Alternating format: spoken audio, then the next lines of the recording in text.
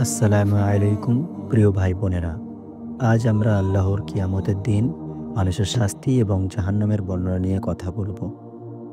কোরআন ও হাদিস আমাদের সতর্ক করে যেন আমরা সতর্ক হই এবং আল্লাহর পথে চলি।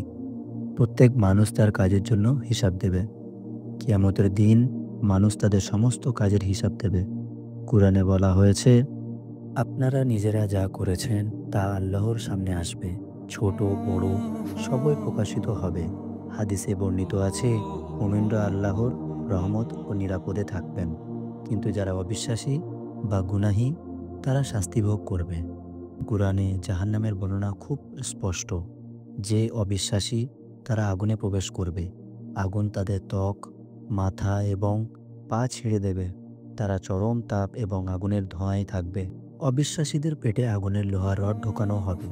তাদের ত্বক বারবার পোড়ানো হবে, কিন্তু আল্লাহর ইচ্ছায় পুনঃস্থাপন হবে, যেন শাস্তি চলতেই থাকে। যারা গুনাহ করেছেন তাদের প্রতিটি কাজ হিসাব করা হবে। কোরআনে বলা হয়েছে, প্রত্যেকটি মানুষ যা করেছে তা তালিকাভুক্ত হবে, কিছু লুকোনো থাকবে না। কোরআন ও হাদিসে বলা হয়েছে, যারা আল্লাহর পথে অবিশ্বাসী তারা এমন শাস্তি ভোগ করবে যা কখনো শেষ হবে না। আগুন ও কষ্ট চিরকাল চলবে। বন্ধুরা, কিয়ামতের দিন সত্যিই চরম এবং জাহান্নামের শাস্তি চরম। তবে আল্লাহ আমাদের রাস্তা দেখিয়েছেন। তওবা ও নেকি, আল্লাহর ভয় এবং জীবনযাপন আল্লাহর পথে।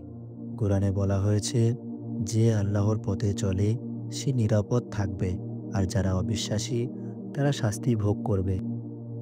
এই ভিডিওটি শেয়ার করুন যেন অন্যরাও আল্লাহর পথ ও শাস্তি সম্পর্কে সচেতন হয়।